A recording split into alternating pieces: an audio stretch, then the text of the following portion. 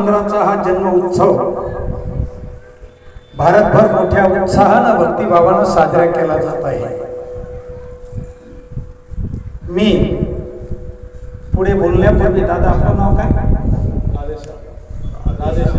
राधेश्याम आणि त्यांची संपूर्ण टीम, मी सर्वांना एक विनंती करतो की नॉन स्टॉप 2 तास त्यांनी रामचरित मानसातील सुंदरकांड ज्याचे 60 दोहे आहे अतिशय भक्तिभावानं कुठेही न थांबता पाणी सुद्धा न घेता त्यांनी अतिशय सुंदर सुरेल आवाजामध्ये सादर केलेला आहे। त्यांच्या प्रती सगळ्यांनी जोरात टाळावा, अति जोरात टाळावा। हे कुणालाही शक्य नाहीये।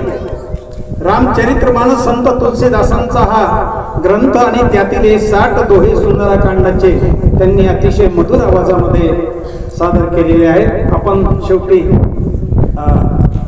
राधेश्यामजीचं मी नामदेवरावजी यांना विनंती करतो की त्यांनी त्यांचा सत्कार करावा। आई आई या या पुढे।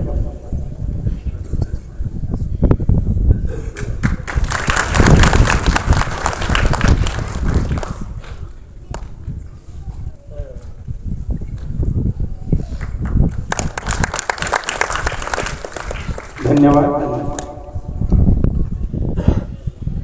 भारतीय संस्कृती जे कोणी महामानव जन्माला येतात त्यांच्या प्रती अवताराचं मूल्य त्यांना देत असते। कारण भगवान श्रीकृष्णाने श्रीमद भगवद्गीतेमध्ये असं सांगितलेलं आहे की यदा यदा हि धर्मस्य ग्लानिर्भवति भारत अभ्युत्थानं धर्मस्य तदात्म्यानं सृजम्यं परित्राणाय साधूनां विनाशाय च दुष्कृतां धर्म संस्थापनार्थाय संभवामि युगे। कोणाचं ऐकत नाही। पूर्वी आपल्याला हे कपोलकल्पित वाटत होतं, पण इराण, इस्रायल आणि अमेरिकेचं हे युद्ध सगळं जग भयभीत झालेलं आहे। कोणीच कोणाला ऐकायला तयार नाही। माणसं किती अहंकारी असतात, दुष्ट प्रवृत्तीची असतात। मी तर मरे पण शिकवण आपल्या संस्कृतीने दिलेली आहे।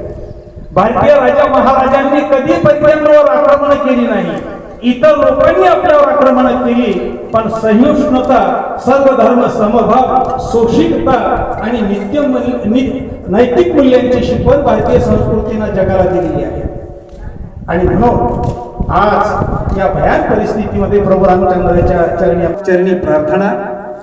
भारतीय संस्कृतीमध्ये मर्यादा पुरुषोत्तमाचं जीवन चरित्र हे नैतिकतेचा आदर्श मूर्तिमंत उदाहरण आहे। नीतिमत्ता प्रभू रामचंद्र हे आपल्याला मूल्याची शिकवण देतात आणि जी माणसं मूल्य धारण करतात तीच मूल्यवान होतात। खोटारडे, असभ्य, अनैतिक, दुराचार, दुष्ट, बेईमानी, लांडी लबाडी करणारे लोक समाजाला चालत नाही।